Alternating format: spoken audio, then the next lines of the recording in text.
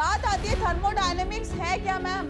तो हमने देखा कि बहुत टाइप्स की एनर्जी होती है बेटा, ठीक है। केमिस्ट्री के अलावा जो भी सब्जेक्ट है, जो भी चीजें हैं, एक्टिविटी है, extra curricular activity, all our surroundings. अब बात आती है कि मैम ये सिस्टम और सराउंडिंग को जो सेपरेट करता है उस वॉल को हम क्या कहते हैं?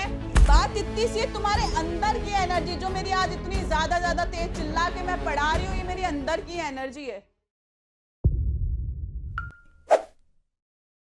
हेलो बच्चों, कैसे हो आप सब?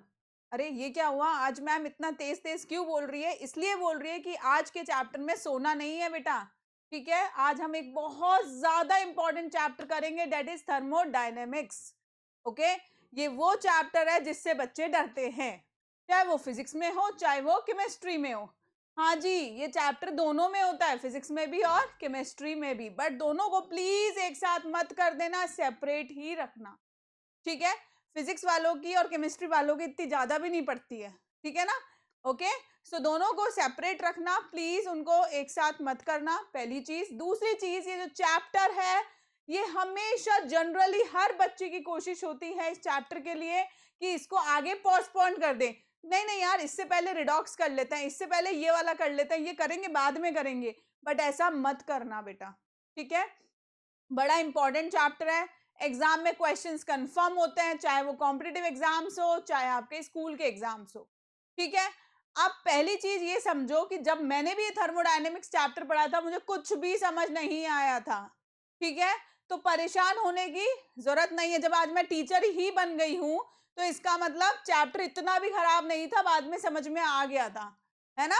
तो ऐसा ही आप लोगों के साथ होगा। तो पहले अगर एक बार नहीं समझ आए प्लीज परेशान मत होना। क्यों नहीं समझ आता ये भी मैं बता देती हूँ, क्योंकि इसमें बहुत सारी चीजें हैं, ये एक बहुत बड़ा लेंदी चैप्टर है, बड़ा सा चैप्टर है, इसलिए लगता है अरे यार ये भी। तो प्लीज, जो चीज बहुत बड़ी है क्या करोगे, या तो छोड़ दोगे एक ऑप्शन, और दूसरा ऑप्शन है उसको फ्रेगमेंट्स में डिस्ट्रीब्यूट करके उसको क्या करोगे, लर्न करोगे, उसे समझोगे, ठीक है।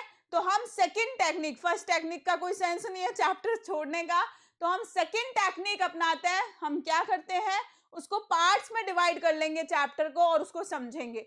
हर पार्ट के बेस पे हम क्वेश्चन देखेंगे कि भाई हमने ये कॉन्सेप्ट समझा, इस पे बेस्ड न्यूमेरिकल या इस पे बेस्ड क्वेश्चन कैसा आएगा। Is it clear? मैं सच बोल रही हूं आपको, अगर ढंग से प्रॉपरली समझोगे इस चैप्टर को तो समझ में आ जाएगा, इसमें ऐसा कोई बहुत बड़ी चीज नहीं है। हाँ, पहली बार में पूरा चैप्टर एक साथ पढ़ोगे तो इसकी भी गारंटी है कि समझ में नहीं आएगा, ठीक है। तो मैं इसको हमेशा पार्ट्स में ही पढ़ाती हूँ, आराम से पढ़ेंगे 4 पार्ट्स में चाहे 5 पार्ट्स में, बट हम सब सारे कॉन्सेप्ट क्लियर करके चलेंगे। बिकॉज जब आप कोई कॉम्पिटिटिव एग्जाम्स दोगे या कहीं भी क्वेश्चन फेस करोगे तो इसके क्वेश्चन जो है बहुत ज्यादा परेशान कर देते हैं, नहीं समझ आते तो, ठीक है। रटने की चीजें बहुत ज्यादा नहीं है, कॉन्सेप्चुअली चीजें हैं, तो उनको समझने की कोशिश करना। मैं पूरी कोशिश करूंगी कि आपको समझ में आए, और आ ही जाएगा, अब तक का एक्सपीरियंस है, ठीक है। ओके, सो आज हम स्टार्ट करते हैं बहुत ही अच्छा सा चैप्टर, थर्मोडायनेमिक्स। ओके, देखो कितना कलरफुल अच्छा सा चैप्टर है ये थर्मोडायनेमिक्स। ओके, बात आती है थर्मोडायनेमिक्स है क्या मैम? तो हमने देखा कि बहुत टाइप्स की एनर्जी होती है बेटा, ठीक है। इन एनर्जी का जो ट्रांसफॉर्मेशन होता है, एक एनर्जी से दूसरे एनर्जी में जो ट्रांसफॉर्मेशन है, इन सबकी स्टडी हम करते हैं किसमें, थर्मोडायनेमिक्स में, ठीक है। अब मैंने बोला कि ये कैसा है चैप्टर, बड़ा है। बड़ा है इसका मतलब ये छोटी मोटी चीजों के लिए तो है ही नहीं, ये किसके लिए है बेटा, ये है मैक्रोस्कोपिक सिस्टम के लिए। So law of thermodynamics deal with energy change of macroscopic system, इसका मतलब जिसमें लार्ज नंबर ऑफ मॉलिक्यूल्स होते हैं। नॉट वैलिड, और we can say we not apply on microscopic system, ठीक है। आई बात समझ में, बड़ा चैप्टर, बड़े लोग हैं, क्लियर। ओके, सो जो भी आपकी डिफरेंट फॉर्म ऑफ एनर्जी है ये इंटर रिलेटेड होती है बेटा, और ये कैसे एक दूसरे में ट्रांसफॉर्म होती है इसको हम देखते हैं किसमें, थर्मोडायनेमिक्स में, ठीक है। तो मेन थर्मोडायनेमिक्स का पर्पस क्या है, ये जो एनर्जी ट्रांसफॉर्मेशन है यही पर्पस है थर्मोडायनेमिक्स, क्लियर। कोई भी रिएक्शन जो हो रही है, कोई भी कन्वर्जन हो रहा है, कोई भी एनर्जी का चेंज हो रहा है, किस स्पीड से हो रहा है, नहीं डील करता थर्मो। थर्मो नहीं बताता है कि किस स्पीड से होगा। ये कौन बताता है? हम क्लास 12th का चैप्टर पढ़ेंगे, chemical kinetics, rate of chemical reaction, ये सब वहां पढ़ते हैं बेटा, ठीक है। अभी हम क्या बात करते हैं कि जो भी एनर्जी है वो ट्रांसफॉर्म कैसे हो रही है। Is it clear? तो ये हम थर्मोडायनेमिक्स में देखते हैं, ठीक है। अब इधर देखो क्या लिखा है मैम ने, special note that thermodynamic is not concerned about how and at what rate these energy transformations are carried out, but based on initial and final state of a system undergoing the change, कि कैसे initially ये था और finally ये मिला हमें, तो कैसे हुआ, ये नहीं किस स्पीड से हुआ, क्यों हुआ, इससे हम डील नहीं करते हैं। क्लियर? कोई डाउट? सिंपल सी चीज चल रही है, कुछ भी रॉकेट साइंस नहीं है। ओके, अब आती है बात थर्मोडायनेमिक्स में है क्या मैम। थर्मोडायनेमिक्स में है सिस्टम, जो कि सिस्टम को हिला देता है, ठीक है। तो मैम क्या है ये सिस्टम, क्या है ये सराउंडिंग? तो बच्चे बात ऐसी है कि सिस्टम और सराउंडिंग में हमें इतना समझ में आती है बात कि जिस चीज को हम स्टडी करते हैं, जिस भी एक कोई भी जैसे सपोज मैंने बात करी कि मैं केमिस्ट्री की टीचर हूं, सपोज नहीं, मैं हूं वैसे सीरियसली, तो केमिस्ट्री इज माय सिस्टम, ठीक है। केमिस्ट्री के अलावा जो भी सब्जेक्ट है, जो भी चीजें हैं, एक्टिविटी है, extra curricular activity, all our surroundings. Getting my point? Similarly अगर मेरे पास पानी की बोतल है, जो कि मेरी नहीं है, यहां पर मैं भूल गई हूं आज पानी की बोतल, कोई बात नहीं, दैट पानी की बोतल और वाटर बोतल इज माय सिस्टम, जिसपे मैं स्टडी करूंगी। उसके बाहर जो भी है पूरा world, universe is the surrounding. Getting my point? समझ आया ये कि क्या सिस्टम और क्या सराउंडिंग है। सपोज करो मैं इस पेन की बात कर रही हूं, इस पेन में मैं कोई भी चीज की बात कर रही हूं, तो दिस इज द सिस्टम। इस चीज को छोड़कर, इस पेन को छोड़कर पूरी दुनिया इज सराउंडिंग। क्लियर? मैंने बोला एक कॉफी का कप है, क्योंकि मैम को कॉफी बहुत पसंद है, मैम कॉफी के बिना नहीं रह पाती है। ओके, एक कॉफी का कप है, तो ये मैं कॉफी पे स्टडी कर रही हूँ कि कैसे ये ठंडी हो रही है, कैसे एक्सचेंज ऑफ हीट हो रही है, किस तरीके से इसका टेम्परेचर स्लो डाउन हो रहा है, वॉट एवर इट इज, है ना। तो ये कॉफी क्या है बेटा? This is the system. क्या है ये? सिस्टम। और कॉफी के बाहर पूरा यूनिवर्स क्या है? सराउंडिंग, ठीक है। तो we can say that system plus surrounding consist or unite to form a uniform. Is it clear? Universe समझ आया? यूनिवर्स सबको पता है। तो यूनिवर्स में क्या है? सिस्टम और सराउंडिंग है। लेट सपोज हम इस बीकर की बात करें, बहुत ही ब्यूटीफुल कलर है ये, थैंक यू सो मच जिसने भी ये हमें दिया। ओके, सो ये जो ब्यूटीफुल कलर वाला बीकर है, इस पे हम स्टडी कर रहे हैं, कोई रिएक्शन कर रहे हैं, कुछ भी कर रहे हैं, it will be considered as system. Beaker के बाहर जो भी environment है, जो भी चीजें हैं, that will be considered as surrounding. ठीक है। अब बात आती है कि मैम ये सिस्टम और सराउंडिंग को जो सेपरेट करता है, उस वॉल को हम क्या कहते हैं? उस वॉल को हम कहते हैं बेटा बाउंड्री। क्या कहते हैं हम उसको? बाउंड्री। अब ये बाउंड्री रियल भी हो सकती है और इमेजिनरी भी हो सकती है। रियल बाउंड्री जो आपके पड़ोस वाले घर को सेपरेट कर रही है आपके घर से, इमेजिनरी हो गई कि हमें उनसे बात ही नहीं करनी, मन मुटाव हो गया, ठीक है, हम उनसे बात ही नहीं करते, वो इमेजिनरी हो गई। Getting my point? तो कभी आपको बीकर में या कोई भी सिस्टम में सेपरेट करने वाली लेयर दिख रही है, दैट मीन्स रियल बाउंड्री। और अगर वो दिख नहीं रही है बट हाँ है बाउंड्री, दैट लिमिट कर रही है वो उस चीज को, तो उसको हम क्या बोलेंगे? इमेजिनरी। ठीक है। So that wall can be real और imaginary. So again I am telling you that universe consists of the system and the surrounding. Okay. अब ये सिस्टम सिस्टम सिस्टम इतना हिला दिया, ये सिस्टम है क्या? कितने सिस्टम है भाई? 3 सिस्टम है। ठीक है। कौन कौन से सिस्टम है देखो?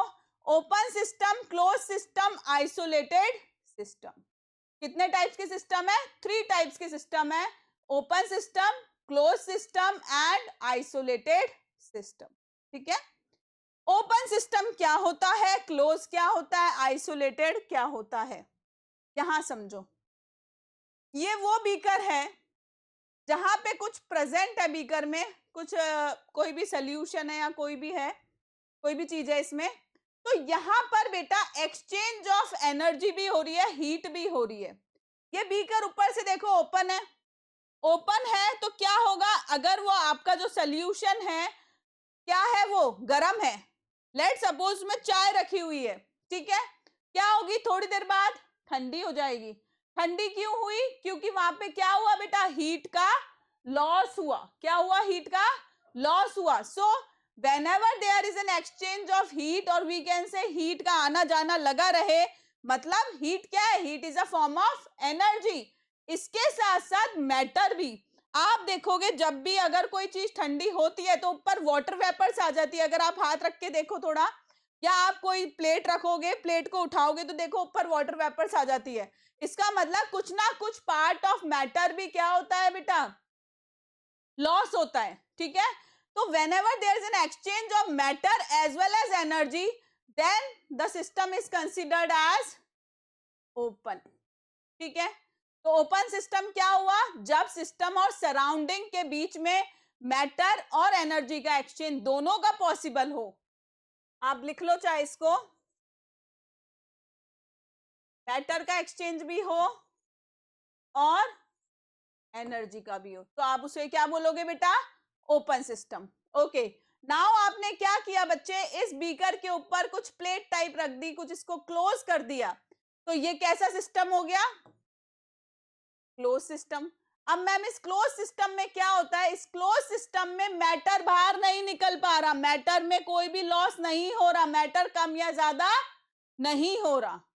ठीक है, तो क्या हो रहा है मैम, एनर्जी का लॉस हो रहा है।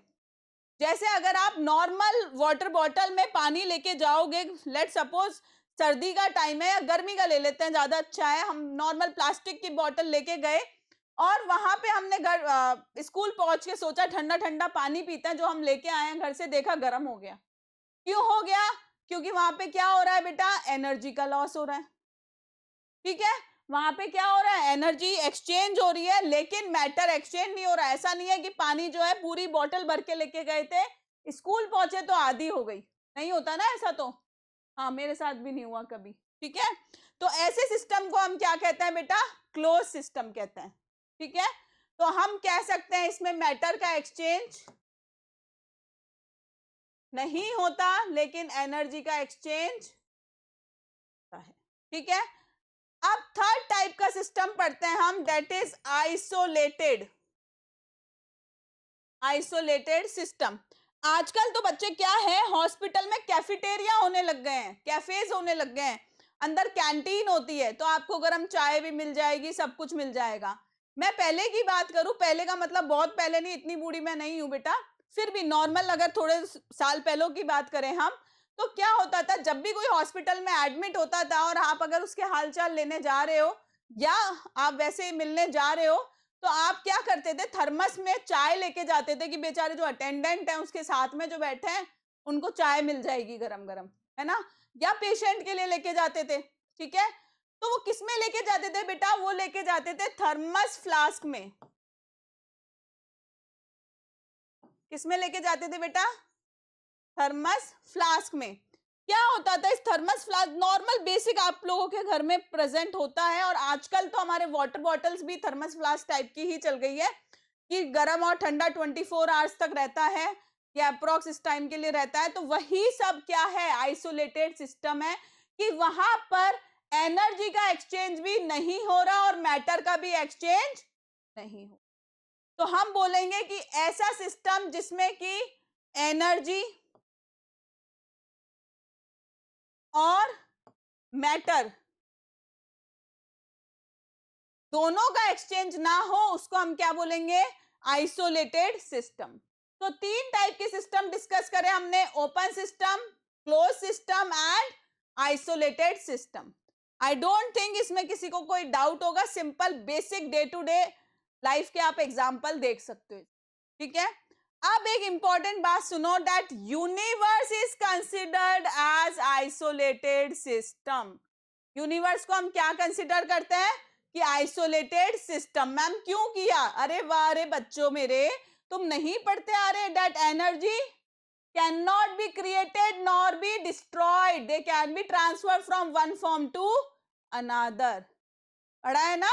इसका मतलब क्या है कि एनर्जी जो है पूरे यूनिवर्स में, वो कभी भी हम क्रिएट या डिस्ट्रॉय नहीं कर सकते, उसको एक फॉर्म से दूसरे फॉर्म में चेंज कर सकते हैं।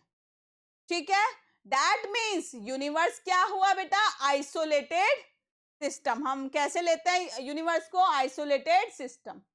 क्लियर? ओके। अब बच्चों मेरी बात सुनो, सिंपल बेसिक बेसिक चीजें कर रहे हैं हम। बहुत सारी टर्म्स है इस चैप्टर में, बहुत सारी। आपकी हीट ट्रांसफर है, वर्क डन है, एंथैल्पी है, एंट्रोपी है, गिब्स एनर्जी, बहुत सारी चीजें हैं। एक टेक्निक ये होती है कि हम सारी टर्म्स पढ़ लें एक साथ और फिर चैप्टर पढ़े। अच्छा लगता है, उस टाइम पर समझ में आती है, जब तक टॉपिक आता है हम भूल जाते हैं उस टर्म का मतलब। ठीक है, तो मेरा तरीका ये है कि मैं क्या करूंगी बेटा, एक एक चीजें लेते जाएंगे, उसको समझते जाएंगे।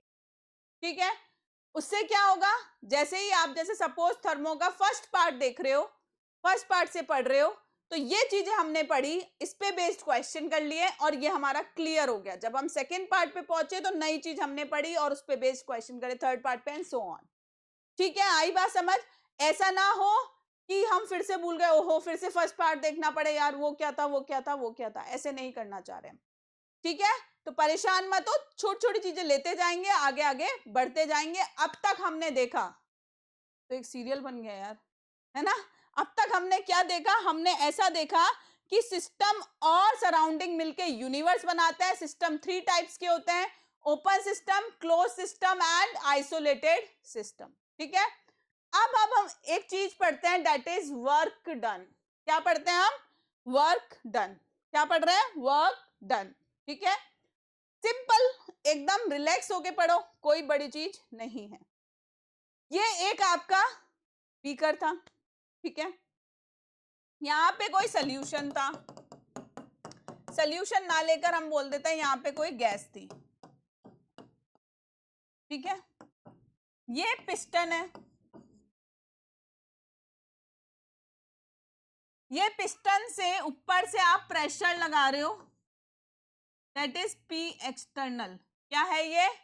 P external. अंदर से प्रेशर लग रहा है गैस का, गैस एक प्रेशर लगाएगी, दैट इज पी गैस। तो यहाँ दो प्रेशर लग रहा है, एक हम ऊपर से लगा रहे हैं pressure, that is P external, उसको हम लेते हैं, और गैस भी कुछ प्रेशर एक्सर्ट करेगी पिस्टन पे, उसको हम बोलेंगे पी गैस। आई बात समझ? एकदम इजी। अच्छा, अगर मैं बोलूं कि पी एक्सटर्नल जो है, मैंने बोला कि जो ये पी एक्सटर्नल है, प्रेशर जो बाहर से लग रहा है, ये इक्वल हो गया किसके बेटा? पी गैस के। दोनों इक्वल हो गए तो क्या होगा? कुछ भी नहीं होगा। मैंने बोला कि जो मैं बाहर से प्रेशर लगा रही हूं बेटा, पी एक्सटर्नल जो है वो ज्यादा लग रहा है as compare to P gas. तो क्या होगा? अगर मैंने प्रेशर ज्यादा लगाया, प्रेशर मैंने ये पी एक्सटर्नल ज्यादा लगाया, ये जो पिस्टन है वो कहां मूव हो जाएगा? नीचे की तरफ। तो ये क्या हो जाएगा? गैस का कंप्रेशन। क्या हो जाएगा? कंप्रेशन। तो whenever P external is more than the P gas, then हम उसे क्या बोलेंगे? क्या हो रहा है? गैस का कंप्रेशन हो रहा है। क्लियर? ओके। अगर मैंने बोला कि पी एक्सटर्नल कम है और जो अंदर से गैस प्रेशर लगा रही है वो ज्यादा है, तो क्या होगा? गैस का एक्सपेंशन। गैस का क्या हो जाएगा? एक्सपेंशन। समझ आया? Compression, expansion. ओके, अब एक सबसे इंपॉर्टेंट बात सुनो बेटा, फिजिक्स में और केमिस्ट्री में एक बड़ी ही इंपॉर्टेंट चीज है थर्मो को लेकर, वो क्या है? जब भी हम प्रेशर की बात कर रहे हैं केमिस्ट्री के थर्मोडायनामिक्स में, तो हम किसकी बात कर रहे हैं? इसकी बात कर रहे हैं, पी एक्सटर्नल। हम किसकी बात कर रहे हैं? P external. आ रही है बात समझ में? ओके, और फिजिक्स में हम किसकी बात करते हैं? पी गैस की। यही करता है शायद, मैं ज्यादा फिजिक्स के बारे में बोलती नहीं हूँ क्योंकि थोड़ा इशू हो जाता है हम फिजिक्स और केमिस्ट्री वालों में। हमें सिर्फ इतना याद रखना है कि केमिस्ट्री में जब भी हम ये प्रेशर की बात कर रहे हैं थर्मोडायनेमिक्स में, तो हम किसकी बात कर रहे हैं? P external. क्लियर है ये? एनी डाउट यहां तक? ओके। अब अगर हम वर्क डन का फॉर्मूला देखें बेटा, तो वर्क डन क्या होता है? Work done is equals to minus P external into delta V. What is delta V? Delta means change, V का मतलब वॉल्यूम, पी एक्सटर्नल अभी आपने डिस्कस किया ही था मेरे से, ठीक है? तो क्या है? वॉल्यूम का चेंज। जब भी कंप्रेशन होगा या एक्सपेंशन होगा, there will be change in volume. Let suppose मैंने क्या किया? पी एक्सटर्नल ज्यादा अप्लाई किया as compare to P gas, तो देखो बच्चे क्या होगा?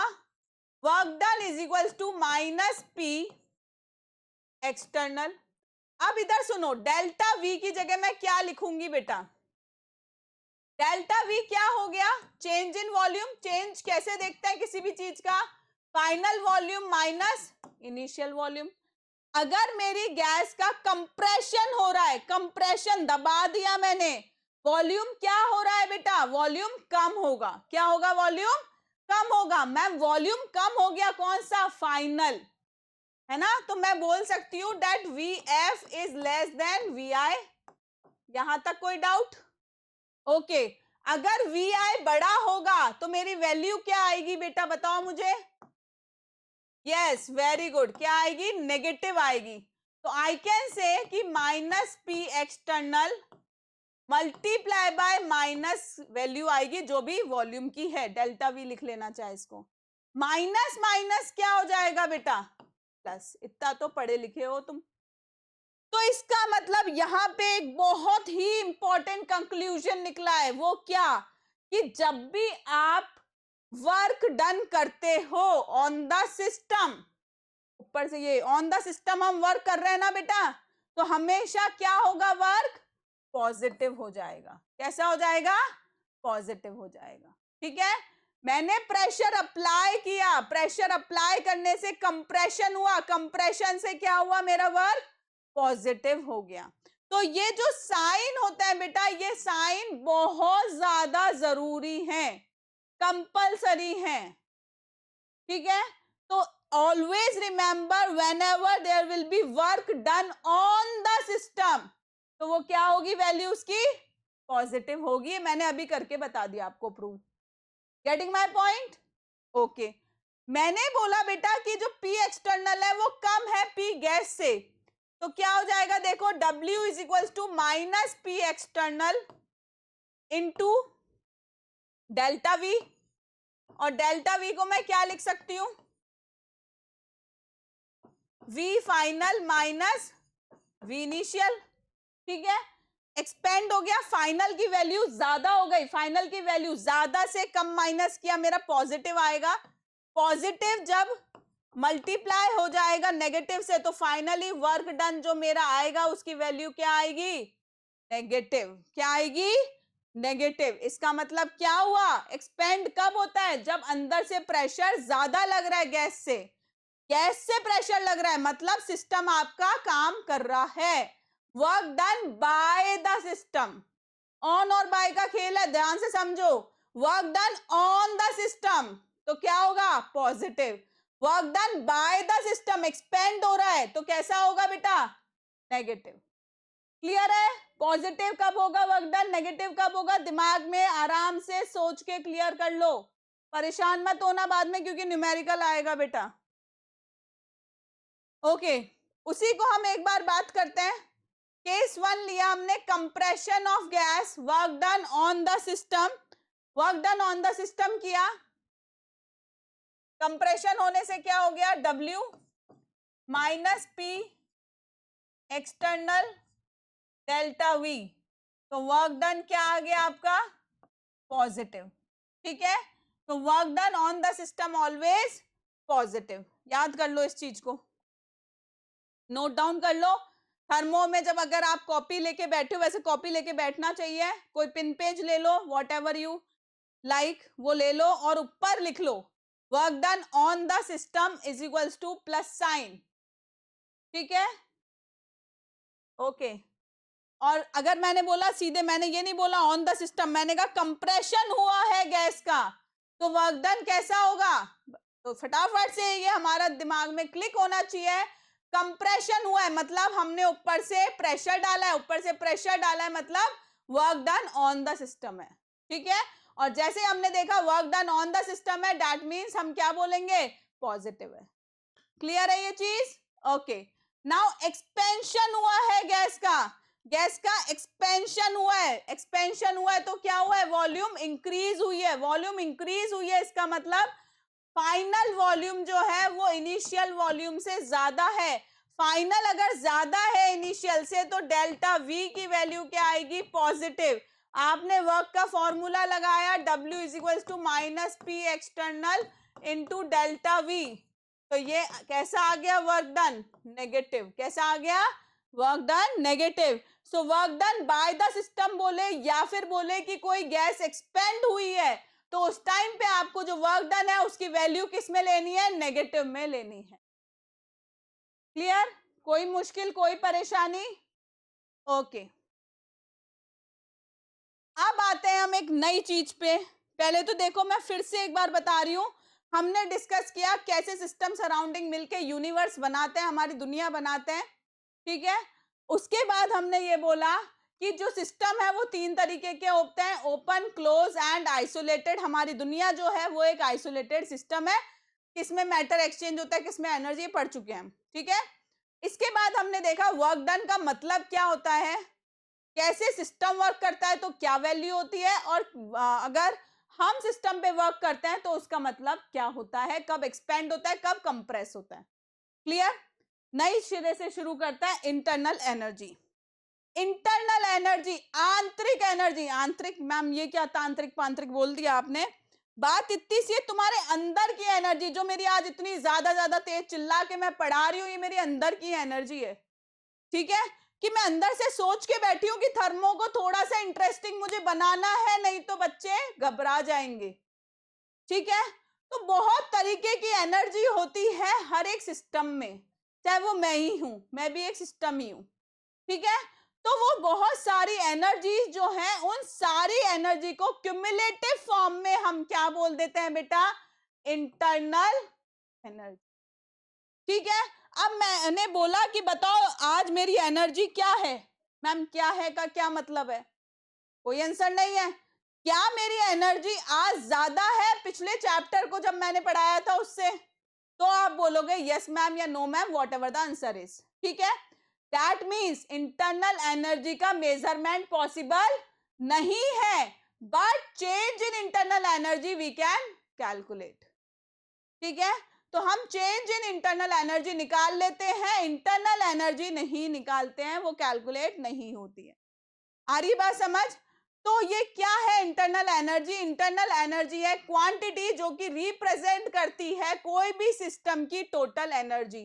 सी मैं आपको यहां पर नोट्स भी दे रही हूं बेटा, आप लिखते जाओगे तो सही रहेगा, नहीं तो ऐसे तो बहुत सारी जगह पे आपको प्रॉपर नोट्स मिल जाएंगे, लेकिन जब तक नोट्स खुद नहीं लिखते हैं ना बेटा, तब तक समझ नहीं आता है। तो छोटी छोटी चीजें लिखिए, बहुत कहानियां आपको प्रोवाइड नहीं कर रही हूं मैं, अपनी लैंग्वेज में चीजें समझ सकते हो, ठीक है। ओके। तो ये एनर्जी किसी भी फॉर्म में हो सकती है, केमिकल हो सकती है, इलेक्ट्रिकल हो सकती है, मैकेनिकल हो सकती है, या किसी भी फॉर्म की एनर्जी हो सकती है। सबको मिला के हम क्या बोलते हैं बेटा? Internal energy. ये इंटरनल एनर्जी रिप्रेजेंट होती है किससे? कैपिटल यू से। किससे होती है? कैपिटल यू से। मुझे एनर्जी कहां से मिल रही है इंटरनली? यू, तुमसे, ठीक है। अगर तुम पढ़ते हो तो मुझे भी एनर्जी मिलती है, ठीक है। तो मेरा भी इंटरनल एनर्जी क्या हो जाती है? इंक्रीज हो जाती है। क्लियर है? ओके। अब बात आती है कि ये जो इंटरनल एनर्जी है सिस्टम की, वो चेंज कैसे होती है। देखो तीन तरीके हैं, पहला है हीट या तो रिलीज कर ले या एब्जॉर्ब कर ले। या तो मैं खाना खा लूं या मैं भूखी रह लूं, या मैंने बहुत काम किया तो मेरी एनर्जी सारी यूज्ड अप हो गई, ठीक है। या मैं बैठे बैठे खाती रहूं, एनर्जी लेती रहूं। आ रही है बात समझ में? इस तरीके से। तो क्या है, अगर हीट क्या हो, सिस्टम में हम हीट पास करें या उसमें से टेक आउट करें, तब भी इंटरनल एनर्जी चेंज होती है। दूसरा तरीका क्या है कि मैं सिस्टम पे वर्क करूं, या तो वर्क ऑन द सिस्टम हो या वर्क बाय द सिस्टम हो, तब भी इंटरनल एनर्जी चेंज होती है। तीसरा क्या है कि कोई मैटर या तो आप उसमें मिक्स कर दो या मैटर निकाल लो सिस्टम में से, तो भी एनर्जी क्या होती है बेटा, चेंज होती है। तो कोई एमसीक्यू क्वेश्चन आ सकता है आपके कि कौन से केस में जो है इंटरनल एनर्जी किसी भी सिस्टम की चेंज हो सकती है। So these are the 3 points जिस केस में सिस्टम की, कोई भी सिस्टम की इंटरनल एनर्जी चेंज हो जाएगी। लिख लो ये पॉइंट। हीट पासेस इनटू और out of the system, work is done on और by the system, matters enter और लीव द सिस्टम। ठीक है, ओके। अब ये जो इंटरनल एनर्जी है, जैसा मैंने आपको बताया that absolute value of internal energy can not be measured. हम इसको मेजर नहीं कर सकते, मेरी एनर्जी मेजर नहीं हो सकती, बट मेरी एनर्जी किसी और से कंपेयर हो सकती है, या मेरी ही फाइनल और इनिशियल वैल्यू देख सकते हो। ऐसे बोल सकते हो कि मैम जब थर्मो पढ़ाना स्टार्ट कर रही थी तो एनर्जी कुछ और थी और अब थक के एनर्जी कुछ और हो गई है। तो इन दोनों का जो डिफरेंस होगा that will be change in internal energy. ठीक है, तो हम क्या निकाल सकते हैं बेटा, हम निकाल सकते हैं, मेजर कर सकते हैं डेल्टा यू। डेल्टा यू क्या होगा, U final minus U initial. ठीक है, यहां तक कोई प्रॉब्लम। अब एक सबसे important, very very very important assertion reason भी आ सकता है, उस पर पता होना चाहिए, मेरे अकॉर्डिंग बहुत इंपॉर्टेंट पॉइंट है। वो क्या है, that internal energy is the function of temperature. Internal energy किसका फंक्शन है बेटा, टेम्परेचर का। टेम्परेचर अगर इंक्रीज करोगे तो इंटरनल एनर्जी इंक्रीज होगी, टेम्परेचर डिक्रीज करोगे पार्टिकल्स के पास एनर्जी कम हो जाएगी। क्लियर, कोई प्रॉब्लम। सिंपली हम 9th में पढ़ते भी थे, किसी सोल्यूशन को जब हम हीट करते हैं तो एनर्जी मॉलिक्यूल्स की इंक्रीज हो जाती है, इस तरीके से समझ सकते हो इस चीज को। ठीक है, so internal energy is a function of temperature. Any doubt यहां तक, फंक्शन ऑफ टेम्परेचर का मतलब समझ में आया आप लोगों को? ओके, कोई डाउट? पक्का ये पॉइंट लिख लेना आप लोग अपने कॉपी में।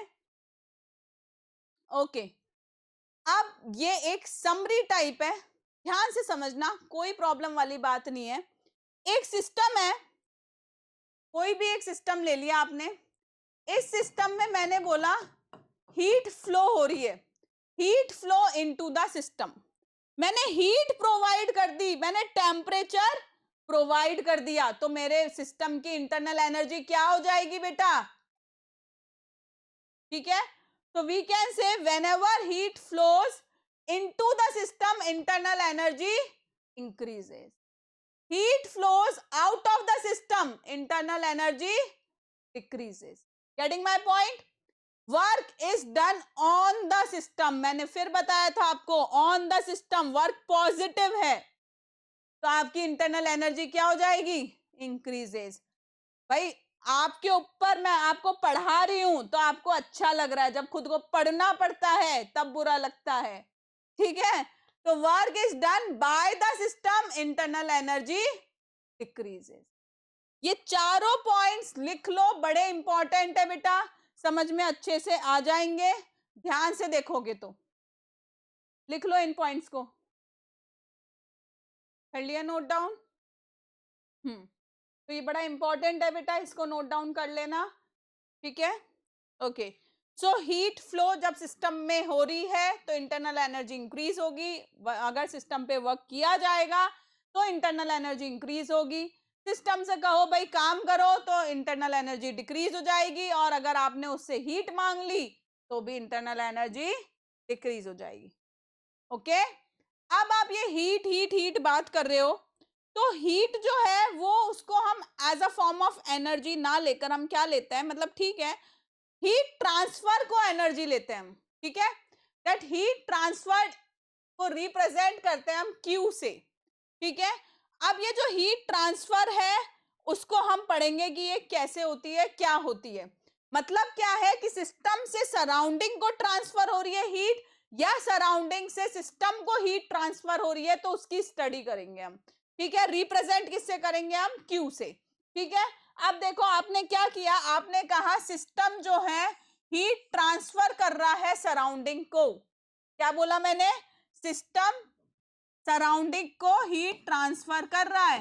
हीट ट्रांसफर कर रहा है कौन, सिस्टम।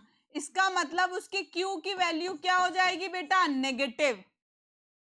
क्या हो जाएगी क्यू की वैल्यू, हीट ट्रांसफर की वैल्यू नेगेटिव।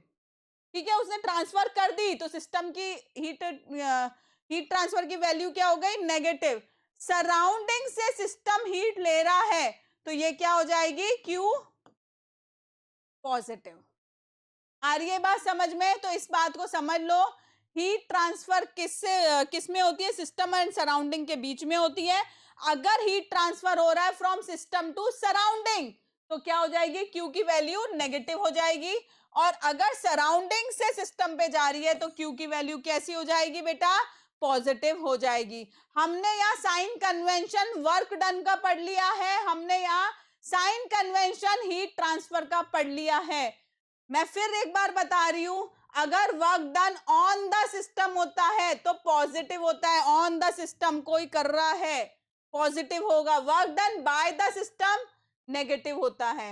अगर हीट ट्रांसफर हो रही है from system to surrounding negative होगी, अगर सराउंडिंग से सिस्टम में जा रही है तो कैसी होगी बेटा, पॉजिटिव होगी। आई ये बात समझ में, कोई प्रॉब्लम यहां तक, ओके। अब इधर सुनो ध्यान से, क्या है कि मैंने बोला फंक्शंस। फंक्शंस क्या होता है, जो कि घर में होते हैं। चलो फंक्शंस क्या होता है अब समझते हैं कि ये जो भी हम टर्म्स पढ़ रहे हैं बेटा, हम पढ़ रहे हैं pressure, volume, temperature, internal energy, heat transfer, ये सब जो फंक्शन, इन सबको बोलते हैं फंक्शन। ये जो फंक्शन है ये दो टाइप्स के होते हैं, एक होता है पाथ फंक्शन और दूसरा होता है स्टेट फंक्शन। क्या बोला मैंने, एक होता है स्टेट फंक्शन और एक होता है पाथ फंक्शन। नाम से समझो, पाथ फंक्शन, पाथ फंक्शन का मतलब जिसमें कि पाथ इन्वॉल्व हो। पाथ इन्वॉल्व हो का मतलब क्या है मैम, उसमें ये बात है बेटा कि ये वाले जो फंक्शंस होते हैं ये डिपेंड करते हैं कि आपने कौन सा रास्ता चुना। ठीक है, ये डिपेंड कर रहा है कि बाय विच पाथ आपका जो भी फाइनल स्टेट पे पहुंचा है, कोई भी स्टेट चेंज हो रही है सिस्टम की, उस टाइम पर जो भी चीजें चेंज हो रही है वो पाथ पे डिपेंड कर रही है अगर, तो वो पाथ फंक्शन होगी। अगर वो पाथ पे डिपेंड ही नहीं करती है तो उसको हम क्या बोलते हैं बेटा, स्टेट फंक्शन। सिंपल सी चीज है, पाथ का मतलब पाथ ही होता है, याद रखो, है ना। तो इसमें ऐसा कुछ भी नहीं है। तो अब इधर देखो, समझो इस बात को। स्टेट फंक्शन क्या है, change in the state function depend on the initial state and final state only. ये सिर्फ इस पे डिपेंड कर रहा है कि पहले इनिशियली क्या वैल्यू थी और फाइनली क्या हो गई, इस पे डिपेंड नहीं कर रहा कि वो किस रास्ते से हुई, कैसे हुई। और ऐसे कौन से फंक्शंस हैं, टेम्परेचर है, प्रेशर है, वॉल्यूम है, इंटरनल एनर्जी है एंड सो ऑन, बहुत सारे हैं। मैंने बोला पहले रूम का टेम्परेचर 20 डिग्री था और अब 45 हो गया, कैसे हुआ का मतलब ही नहीं है। सिंपल क्या है, टेम्परेचर ये था और ये हो गया। ठीक है, आइए बात समझ में। तो टेम्परेचर क्या है, एक स्टेट फंक्शन है। अगर कोई ऐसे फंक्शन जो कि डिपेंड करता है path of the process follow, कि कैसे वो हुआ, तो उनको हम क्या बोलते हैं, पाथ फंक्शन बोलते हैं। इसके देखो, मैं वैसे आपको बेसिकली बता देती हूँ, दो ही एग्जाम्पल है important, that is work done and heat transfer. क्या है, work done and heat transfer. तो आप इसको याद कर लो, आपका आराम से काम बन जाएगा कि वर्क डन और हीट ट्रांसफर के अलावा सब क्या है, स्टेट फंक्शन है, जो कि डिसाइड नहीं होते कि किस प्रोसेस से वो चेंज हुए। Getting my point. तो पाथ फंक्शन में हम दो ही एग्जाम्पल याद करते हैं, वो दो एग्जाम्पल क्या है बेटा, work done and heat transfer. तो ये दोनों ऐसे पाथ फंक्शन है जो कि पाथ पे डिपेंड करते हैं। अब देखो, मेरे को जाना था जयपुर से नोएडा या जयपुर से दिल्ली कहीं भी चल लेते हैं, क्योंकि मैं पहले रहती थी इसलिए मैंने नोएडा बोला। अब जयपुर से दिल्ली जाना है, पहला रास्ता है मैं गई पैदल, वॉकिंग, वॉक करके। दूसरा रास्ता है मैं गई ट्रेन से। तीसरा रास्ता है मैं गई फ्लाइट से। और चौथा रास्ता भी है, मैं गई मेरी खुद की गाड़ी से, ठीक है, टोल वगैरह देते हुए, ठीक है। अब बेटा जयपुर का टेम्परेचर, लेट सपोज मैं बड़ी गर्मी में गई, 48 डिग्री सेल्सियस था, और दिल्ली का temperature let suppose 42 degree Celsius था। तो मैं किस रास्ते से गई, मैं किस वे से गई, वॉक मतलब मैं वॉक करके गई कि मैं ट्रेन से गई कि मैं फ्लाइट से गई कि मैं कार से गई, क्या ये डिसाइड कर रहा है दिल्ली या जयपुर का टेम्परेचर? नहीं कर रहा ना। गेटिंग माय पॉइंट कि ये टेम्परेचर की वैल्यू चेंज नहीं होगी मैं किसी भी रास्ते से जाऊं, ठीक है। तो इसीलिए मैं कह रही हूं ऐसे फंक्शन जो कि नहीं डिपेंड करते हैं कि प्रोसेस कैसे फॉलो किया गया, उसका पाथ क्या है प्रोसेस का, उनको हम बोलते हैं स्टेट फंक्शन, और जो डिपेंड करते हैं उनको हम बोलते हैं पाथ फंक्शन। आई बात समझ? एक सिंपल सा बेसिक सा एग्जांपल है, इससे पता लग रहा है आपको क्या कि टेम्परेचर जो है वो स्टेट फंक्शन है, पाथ फंक्शन नहीं है। क्लियर है ये? अगेन मैंने ये नोट लिखा है क्योंकि ये बहुत इंपॉर्टेंट है, वो वही है that Q and W are the path function not state function।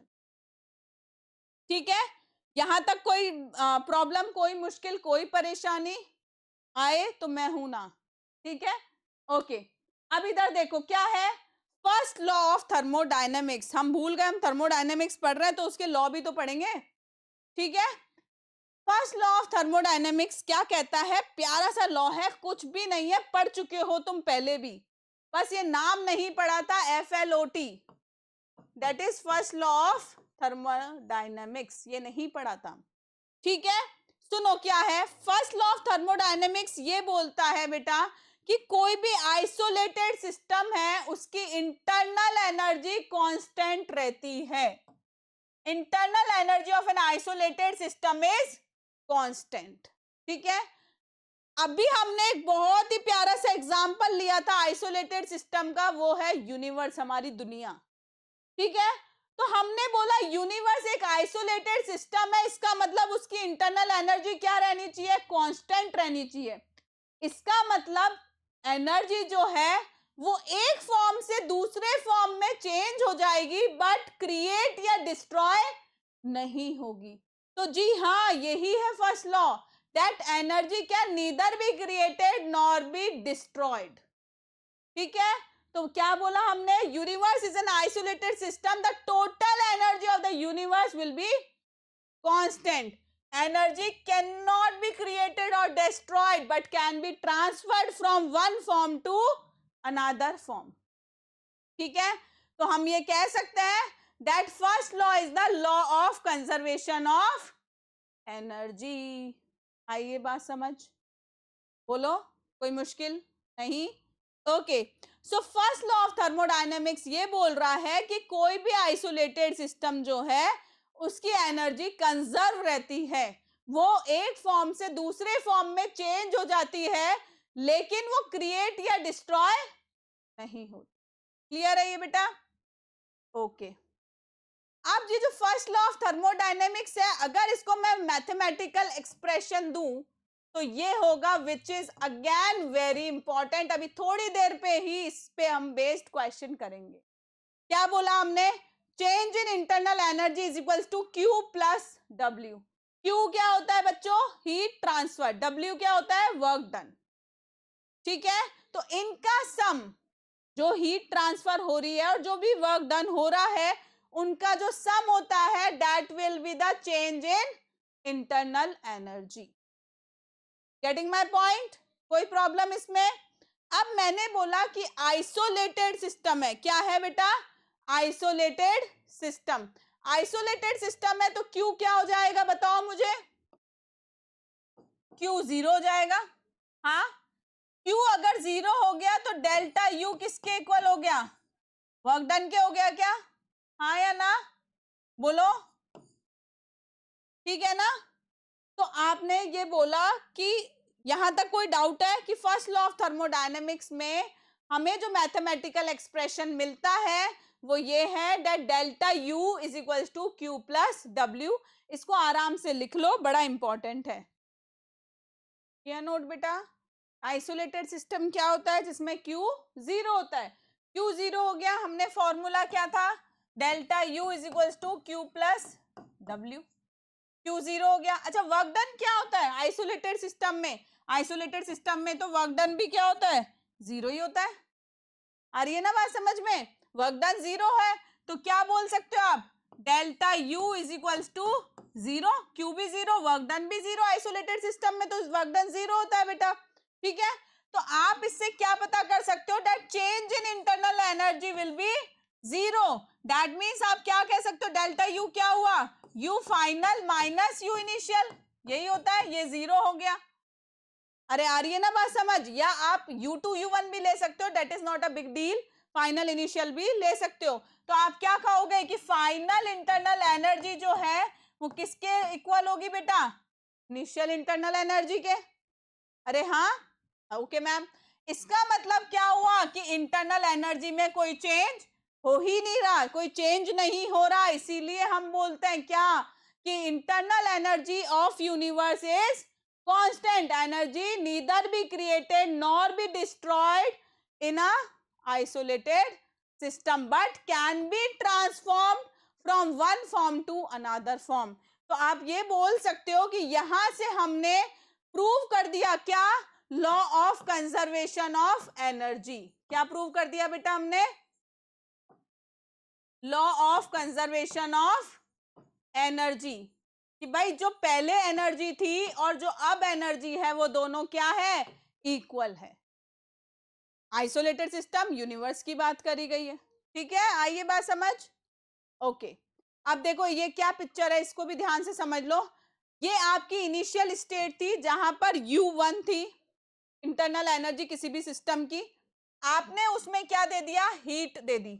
मतलब इस सिस्टम ने हीट एब्जॉर्ब करी। हीट एब्जॉर्ब कर रहा है सिस्टम, सराउंडिंग से हीट ले रहा है, क्या साइन आएगा? पॉजिटिव। तो अब इंटरनल एनर्जी क्या हो गई बेटा? U1 plus Q. यहां तक कोई डाउट? ओके, मैंने क्या किया? वर्क डन भी कर दिया सिस्टम पे। सिस्टम पे वर्क डन करूंगी तो वो क्या होगा? एड ऑन हो जाएगा बेटा। तो मैंने क्या कह दिया? U1 प्लस क्यू तो पहले ही था, प्लस W। आपने पढ़ा है, मैंने सिखाया है that work done on the system always positive. तो आप क्या बोल सकते हो? That U1 plus Q plus W will be equal to U2। आइए बात समझ। अरे ये कुछ भी नहीं है, ये दिखाने के तरीके हैं, अलग अलग तरीके से दिखा रही हूं मैं, और कोई बात नहीं है जिससे तुम्हें अच्छा लगे, और कोई भी बात नहीं है। देख लो इधर, चाहे U1 को इधर ले गई मैं, Q plus W, U2 minus U1 इधर चला गया तो U माइनस में हो गया ना। U2 माइनस U1 क्या हो गया? या U final minus U initial क्या हो गया? Delta U।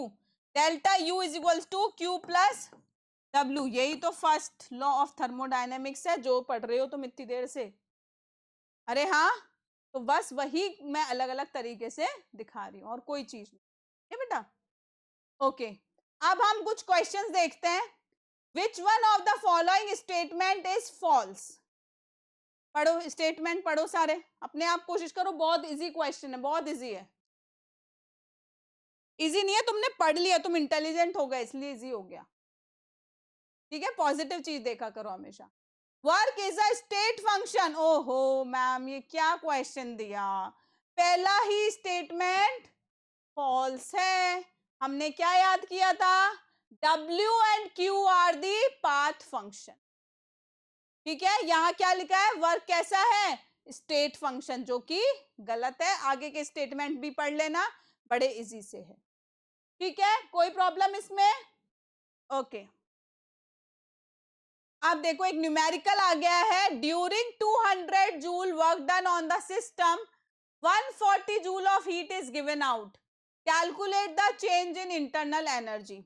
आराम से धीरे धीरे करेंगे। क्या बोला है, वर्ड को पकड़ना सीखो क्वेश्चन में। During 200 joule work done on the system, पढ़ाया है।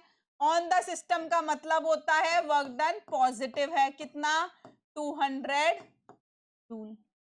140 joule of heat is given out, heat given out system से सराउंडिंग पे जा रही है, तो कैसी हो जाएगी बेटा, negative. Q is equals to minus 140 joule. यहां तक कोई problem? Okay. Calculate the change in internal energy.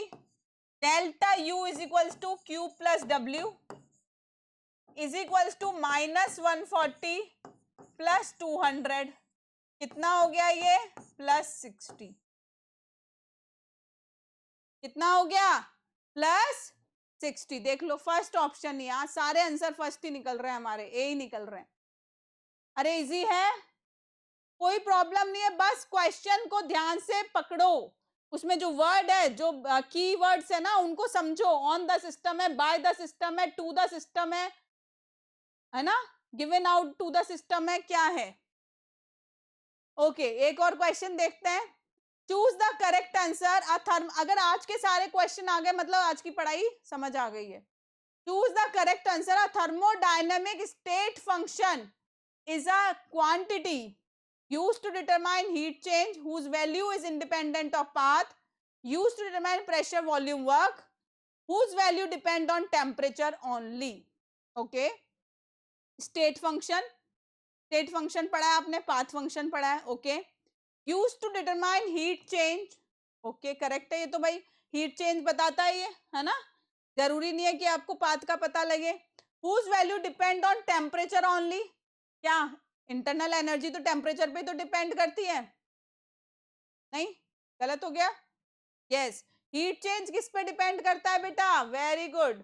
Heat change is a path function. कैसा है, पाथ फंक्शन है। आपको बताना है स्टेट फंक्शन के बारे में, ठीक है। तो स्टेट फंक्शन के बहुत सारे एग्जाम्पल होता है बेटा, तो आप ये नहीं बोल सकते सिर्फ टेम्परेचर पे डिपेंड करता है ना। तो आपने देखा whose value is independent of path, very good.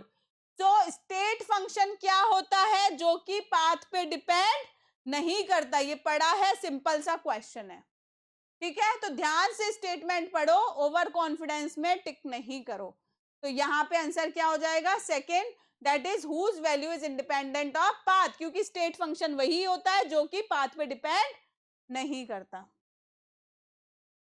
ये क्वेश्चन आपके लिए मैं नहीं बताऊंगी, सिंपल सा क्वेश्चन है, जैसा न्यूमेरिकल अभी किया था बिल्कुल वैसा ही है। एनसीईआरटी का क्वेश्चन है, in a process 701 joule of heat is absorbed. Absorbed का मतलब सराउंडिंग से सिस्टम पे जारी है, देख लेना क्या होगी, plus minus I don't know. And 394 joule of work is done by the system. On the system नहीं है, बाय द सिस्टम, नेगेटिव हो जाएगा। क्यों बता रही हूं मैं, मुझे नहीं बताना है, ठीक है। तो ध्यान से देखो, heat is absorbed and work is done by the system. आपको साइन कन्वेंशन सही यूज लेना है और चेंज इन इंटरनल एनर्जी निकालनी है, डेट इज डेल्टा। तो आप क्या करोगे बेटा, इसको कैलकुलेट करोगे और कमेंट बॉक्स में मुझे इसका करेक्ट आंसर बताओगे। क्लियर है ये सबको? ओके, अब नेक्स्ट हम आते हैं टाइप ऑफ प्रोसेस। वहां तक सबको समझ में आ गया, इंटरनल एनर्जी की calculation, first law of thermodynamics क्या था, ठीक है। अब हम आते हैं टाइप ऑफ प्रोसेस। 4 टाइप के प्रोसेस मेनली हमारे सिलेबस में है, कौन कौन से, आइसोथर्मल, आइसोबारिक, आइसोकोरिक एंड अडायाबेटिक, ठीक है। आइसोथर्मल, आइसोथर्मल क्या होता है, आइसोथर्मल वो होता है जिसमें डेल्टा टी जो है वो 0 होता है, जिसमें डेल्टा टी 0 होता है, मतलब टेम्परेचर में चेंज नहीं होता। आइसोबारिक क्या होता है बेटा, जिसमें डेल्टा पी 0 होता है। आइसोकोरिक क्या होता है, जिसमें delta V is equal to 0 होता है, मतलब वॉल्यूम में चेंज कुछ भी नहीं होता। और एडियाबैटिक क्या होता है, जिसमें Q जो होता है वो 0 होता है, दैट इज हीट ट्रांसफर होता है, ठीक है। इनको लिख लो, ये बहुत ही इंपॉर्टेंट प्रोसेस है, लिख लो फटाफट से। ये बड़ा इंपॉर्टेंट है, इसलिए समझ लो इसको, इस पे बेस्ड क्वेश्चन आते हैं, टर्म्स यूज होती है बेटा क्वेश्चन में, इसलिए बहुत अच्छे से समझ में आने चाहिए और बहुत डिफिकल्ट नहीं है, बड़ा इजी सा है। ठीक है, सो टाइप ऑफ प्रोसेस में हमने सबसे पहले कौन सा देखा बेटा? आइसोथर्मल। कौन सा देखा? आइसोथर्मल। आइसोथर्मल का मतलब क्या हुआ? चेंज इन टेम्परेचर जीरो है, टेम्परेचर कांस्टेंट है। आइसोथर्मल का मतलब होता है टेम्परेचर कांस्टेंट, तो डेल्टा टी क्या हो गया? जीरो हो गया। डेल्टा टी जीरो होगा, आपको पता है internal energy is the function of temperature. अगर टेम्परेचर का चेंज जीरो है तो चेंज इन इंटरनल एनर्जी भी क्या हो जाएगा? जीरो हो जाएगा, है ना। अब फॉर्मूला क्या था आपका? Law of first law of thermodynamics क्या बोलता है? Delta U is equal to Q plus W, यही बोलता है। अगर डेल्टा यू जीरो है तो ये किसके इक्वल हो जाएगा बेटा? क्यू जो है, बोलो, क्यू किसके इक्वल हो जाएगा? माइनस। ठीक है, आइए बात समझ, यहां कोई प्रॉब्लम है? आइसोथर्मल बोला, पता लगा टेम्परेचर क्या होता है? टेम्परेचर कांस्टेंट होता है। टेम्परेचर कांस्टेंट होता है मतलब डेल्टा टी जीरो है। डेल्टा टी अगर जीरो है तो इंटरनल एनर्जी भी जीरो होगी, चेंज। ठीक है, आपने फॉर्मूले में पुट किया तो क्यू किसके इक्वल हो गया? माइनस डब्ल्यू के। यहां तक कोई डाउट? समझ में आया ना? इजी है, कुछ नहीं है, वैल्यू पुट कर रही हूं मैं और कुछ नहीं है। ठीक है, तो ये क्या हो गया आपका? आइसोथर्मल। अगर हम देखें आइसोकोरिक, आइसोकोरिक का मतलब क्या हुआ? वॉल्यूम कांस्टेंट है बेटा। क्या कांस्टेंट है? वॉल्यूम। वॉल्यूम कांस्टेंट है मतलब डेल्टा वी क्या है? जीरो है। अब आपको पता है formula, delta U is equal to Q plus W. W क्या होता है बेटा? माइनस पी डेल्टा वी होता है, यही होता है। अगर यही जीरो है तो पूरा वर्क डन भी क्या हो जाएगा? जीरो हो जाएगा। तो आप वहां क्या बोल सकते हो? Change in internal energy will be equal to the heat transfer. किस केस में? आइसोकोरिक में। अगर मैं बोलूं एडियाबेटिक में तो क्या होगा?